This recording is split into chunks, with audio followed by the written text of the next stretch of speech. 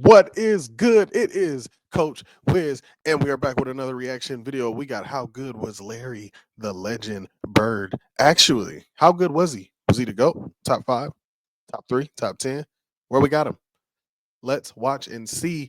Also, you can become a member now of the channel, get access to early videos, and you can jump in our live chat and our live streams. Let's get to the video. One of the best players to ever touch a basketball, and together with Magic Johnson, the biggest NBA star of the 80s. What made him so successful considering he was quite unathletic? How would he fare in today's NBA? Did he win just because his teams were loaded? And where does he stand among the best shooters of all time? Watch the rest of the video to find out. Videos by Nonstop Sports. Shout out to them. From French Lick. Bird was born into a poor family in French Lick, Indiana, a town of 2,000 inhabitants. Larry grew up a shy, introverted kid who didn't talk much, and he did most of his talking on the basketball court. He grew up to 6'9" and played at small forward, but with his understanding of basketball, he could play whatever position he wanted. Larry finished his high school career as the best scorer in school's history, and he could choose where he wanted to go to college. He started playing for Bobby Knight at Indiana University, but didn't like the spotlight and being around so many people. He then settled at Indiana State University, where the pressure was much less than with the Hoosiers. Larry averaged 30.3 points, 13.3 rebounds, and 4.6 assists in college. The Sycamores were invincible in Bird's senior year and became the #1 team in the country with a 33-win streak.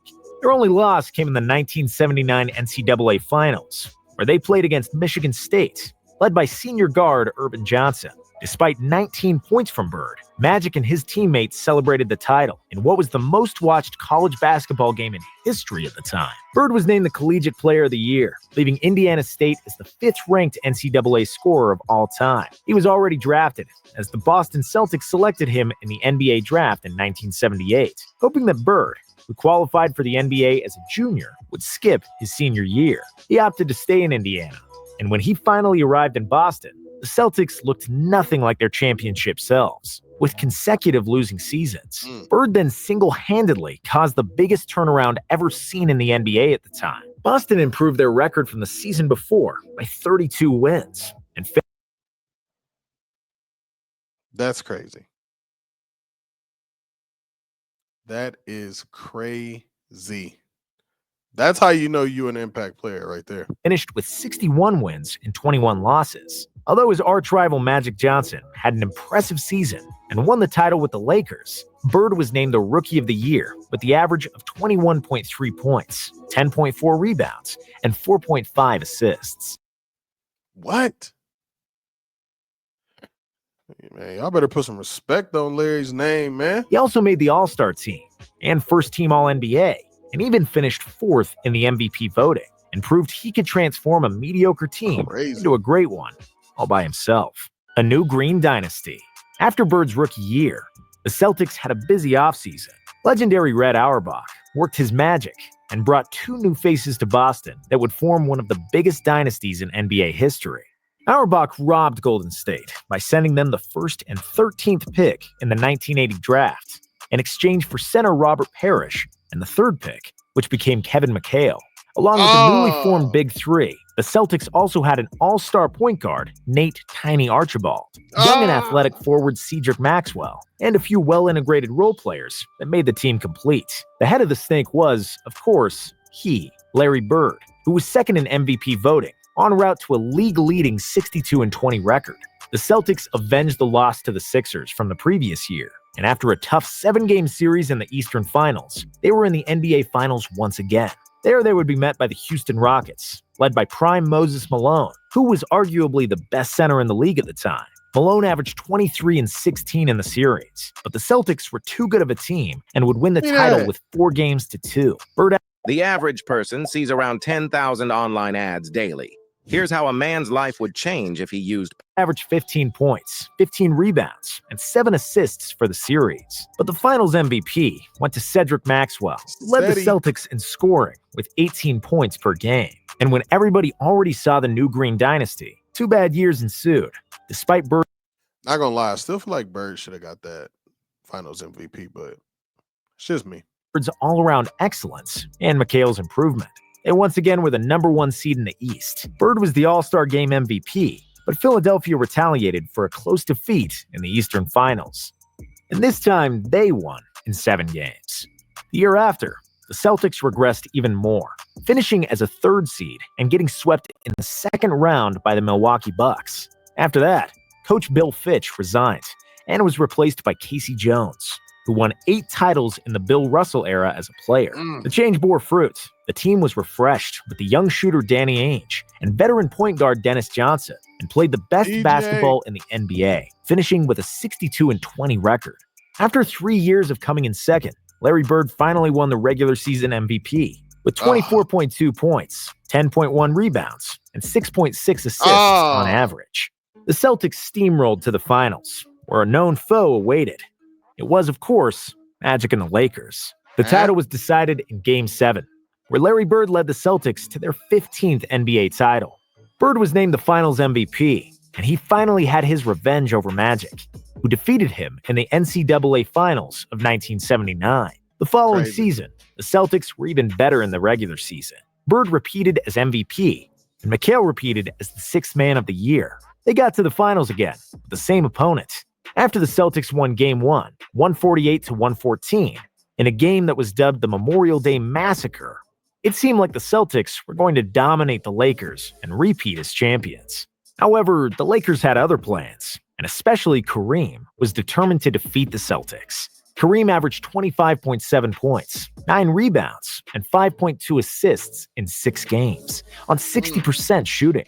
And the Lakers have finally won the NBA Finals against the Celtics for the first time in 9 tries. 1986, the greatest Celtics team ever and the pinnacle of Bird's career. After the finals loss, Auerbach made another clever move. He traded Cedric Maxwell to the Clippers for Bill Walton, once one of the most talented centers in the league. Bill Walton was a monster. Young hoopers, do your homework. Who accepted the role of a 6th man on the Celtics, while Kevin McHale moved to the starting lineup. The Celtics won 50 out of 51 home games that year, which is a record that still stands and likely will never be broken. Larry Bird experienced the absolute peak of his game and basketball brilliance in 85-86. He deservedly won another MVP and became the only player other than Wilt and Bill Russell to win the award in 3 straight seasons. The 85-86 season birthed several games that proved the endless basketball genius of Larry Bird, and most notable is the left-handed game. Before the game against Portland, Bird surprised his teammates and journalists by saying that he would shoot the whole game with his left hand because he wanted to motivate himself for a relatively meaningless regular season game. How much did he score? Just 47 points, 14 rebounds, 11 assists with a game-winning shot, and 22 points scored with his left hand out of sheer boredom and fun. And those are the reasons why he was called Larry Legend. Apart from that, he also scored a career-high 60 points on the Atlanta Hawks earlier in the season. Almost everything he put up toward the basket went in, and he got into such a zone that the Hawks bench jumped off their chairs and cheered, after which they received hefty penalties from the Hawks coach, Mike Fratello. Throughout the game, the commentator noted that what he was watching was the biggest shooting exhibition in basketball history, and at the time, it truly was. The Celtics won 67 games in the regular season and lost just 1 game in the playoffs on their way to the finals. There, they would be greeted by the Twin Towers of Houston, Ralph Sampson, and Hakeem Olajuwon, who defeated the Lakers in the West Finals. But nobody could touch the Celtics that season, who were one of the most talented teams ever assembled. Bird was 2 rebounds and 3 assists shy of averaging a triple-double in the finals, and he deservedly won his 2nd Finals MVP. Final years, injuries, and the Dream Team. In 1987, the Celtics had a very difficult season. Their number 2 pick, Len Bias, tragically... So look, yeah, man, RIP to Len Bias. Look, I know all y'all got Bird as number 1. Who are your top 5 small forwards of all time? passed away after the draft, and they suffered many injuries during the season and the playoffs. But Larry Bird was too good, and they still advanced to the finals after two 7-game series against the Bucks and the bad boy Pistons, where Bird made one of the most legendary plays and stole the inbounds pass from Isaiah Thomas that won a crucial Game 5 crazy for the Celtics. And in the finals again, it was the Lakers for the third time in 4 years. Because LA was much more rested coming to the finals, the Celtics did not have enough gas in the tank to stop the fast-paced showtime. Bird delivered another 24, 10, and 5 for the series, but it wasn't good enough, and Magic got the best of him once again. Next year, Bird had maybe one of the best statistical years of his career. He averaged 30 points on 50, 40, and 90 shooting, a feat he achieved the previous year as well, proving that he's the best shooter who ever played at the time. The Celtics reached the conference finals, but it would be their last hurrah as the Pistons finally got over the hump and managed to beat them. In the offseason, Bird sustained a severe back injury from chopping wood back home in Indiana. He was one of the best basketball players in the world who had millions of dollars, but he was still the hick from French Lick, who chopped his own wood when he needed to, and I respect him even more for that. The back injury and surgery on both Achilles tendons caused him to miss almost the entire 88-89 season. However, even debilitated, Bird was better than most players in the league, and despite needing to stretch for more than 2 hours to be able to run, he was still very productive. He was named an All-Star each of the last 3 seasons, along with some memorable... Yo, having to stretch for 2 hours just to be able to run, that tells you how serious that back injury was. They don't make them like this no more, y'all. I'm just keeping it real. And I love basketball, period. I watch all of it. All the generations, this stuff, I watch it all.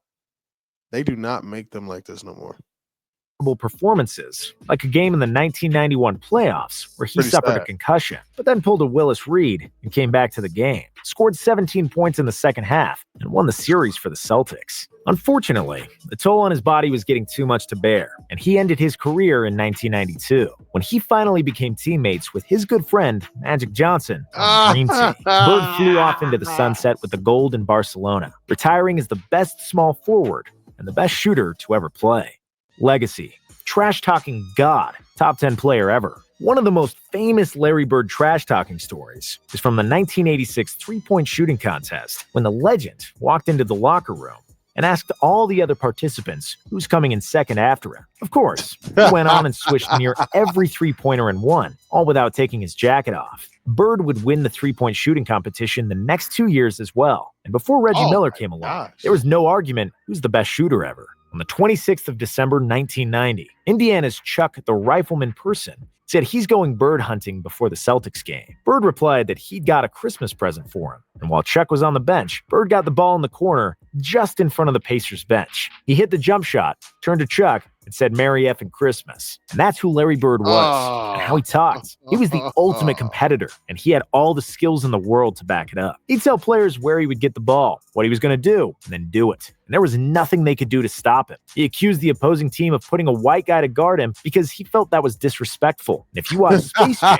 you know that Larry isn't white. He's clear. Bird would drink half the bar under the table. Sometimes he'd fight people in the bar as well, and then go to the game the next day and dominate as if nothing happened. Bird was a unique player, and there was nobody like him. At first glance, his moves look almost clumsy, far from physically dominant or athletic. He rarely dunked. His vertical was average at best, and he never played exceptionally fast. From the neck down, in basketball terms, he was nothing special. From the neck up until the end of his fingertips, he was pure genius. There's no doubt that he would be a great player in today's era, where we can see players like Doncic and Jokic dominate the game without great physical talent. Bird was one of the top 10 players who ever played, and one of the best pure shooters ever. He was the best player in the NBA for almost an entire decade, despite the brilliance from Magic and the athleticism of Michael Jordan. And like Magic Johnson said, there will never be another Larry Bird.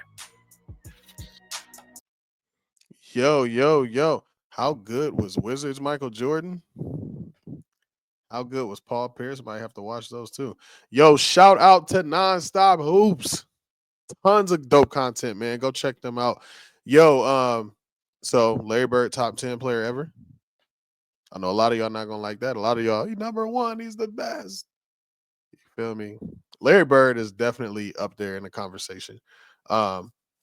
One of the best ever for sure. One of the best shooters. If he was able to shoot, because nowadays these guys are taking 10 threes a game. Larry Bird shooting 10 threes a game. Like, who knows what he would be averaging? You feel me? Shout out to y'all, man. Let me know what y'all want to see next. I appreciate y'all rocking with your boy, Coach Wiz, signing out.